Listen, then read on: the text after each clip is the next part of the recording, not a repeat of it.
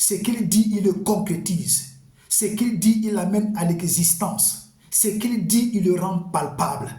Parce que notre Dieu est fidèle.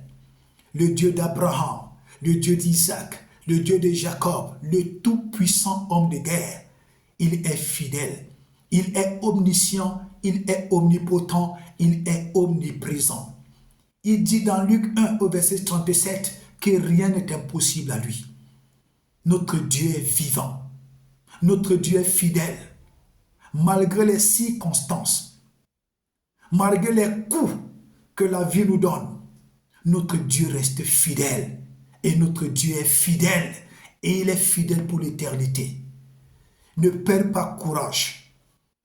Ne perds pas courage. Ne te laisse pas empoisonner par les frustrations. Ne te laisse pas décourager par les frustrations. Ne te laisse pas décourager par tout ce que tu vois se produire autour de toi. Notre Dieu est fidèle. Il fait toujours un chemin. Il ouvre toujours une porte. Il crée toujours une situation pour te faire du bien, pour t'amener au large, pour te bénir, pour te distinguer, pour t'élever et pour te donner la gloire. Notre Dieu est fidèle. Notre Dieu est fidèle. Il n'est pas un homme pour mentir, ni un fils de l'homme pour se repentir. Il n'est pas un homme pour mentir, ni un fils d'Adam pour se repentir. Notre Dieu est fidèle, parce qu'il est éternel. C'est le seul que quand il promet, il le fait. Et il le fait d'une manière efficace. Il le fait d'une manière merveilleuse. Il le fait d'une manière puissante. Notre Dieu est fidèle. Aucun homme ne peut lui faire le chantage.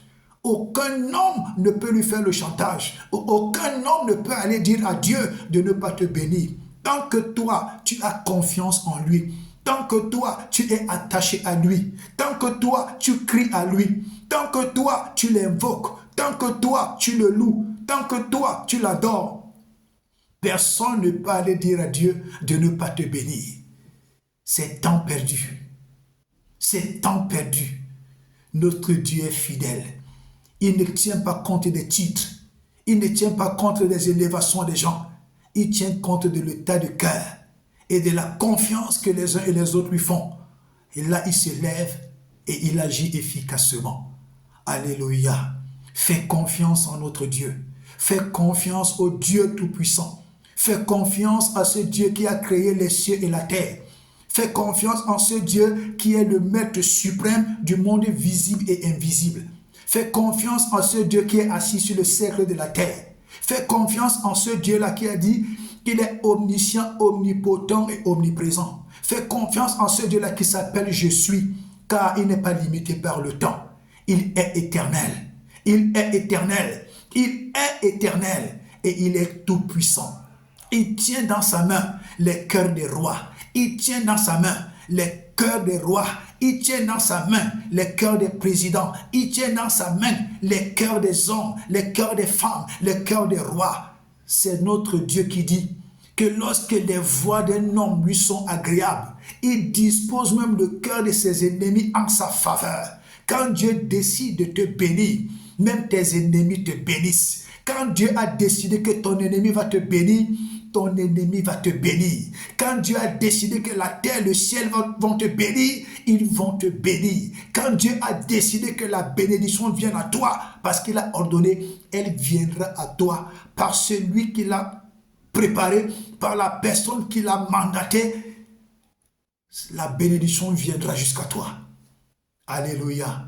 Notre Dieu est fidèle. Ne perds pas courage, ne te décourage pas. Mets en lui toute ta confiance. Aime-le de tout ton cœur, de toute ton âme, de toute ta force, de toute ta pensée. Et tu verras les merveilles de notre Dieu. Tu verras les merveilles du Tout-Puissant. Tu vas expérimenter les merveilles de ce Dieu mystérieux. Il est fidèle. Il est fidèle. Mets toute ta confiance en lui. Même si parfois tu penses à un frère, tu penses à une sœur, tu penses à quelqu'un qui va t'apporter de l'aide. Oui, mais ne pense pas que c'est lui qui est Dieu. C'est vrai que tu penses parfois à lui, mais mets toute ta confiance en Dieu, parce que l'homme peut te promettre et il ne réalise pas. L'homme peut te promettre et il meurt. L'homme peut te promettre et il tombe malade. L'homme peut te promettre et il est victime d'un accident. L'homme peut te promettre Il se trouve dans l'incapacité de le faire. Mais quand tu mets toute ta confiance en Dieu, Dieu agira et il touchera le cœur de quelqu'un qui doit t'aider. Il touchera le cœur de celui par qui il va te bénir et la bénédiction va te parvenir. Alléluia. Esther était dans un quartier méconnu et pourri. Mais quand le temps de Dieu a sonné pour que Esther soit bénie, le roi a dépêché des gens dans des villages et Esther a été localisée. Esther a été amenée dans le palais. Esther est devenue la femme du roi. Même si tu es à quel endroit, quand Dieu ordonne à la bénédiction d'arriver jusqu'à toi, la bénédiction viendra à toi par les mécanismes de Dieu. Ne perds pas courage. Ne perds pas courage. Ne perds pas courage. Dans ta vie sentimentale, Dieu va te bénir. Dans ta vie financière, Dieu va te bénir. Dans tes projets, Dieu va te bénir. Dans tes activités, Dieu va te bénir. Dans ton corps pour la santé, Dieu va te bénir. Dieu va concrétiser tes projets parce qu'il est fidèle. Alléluia.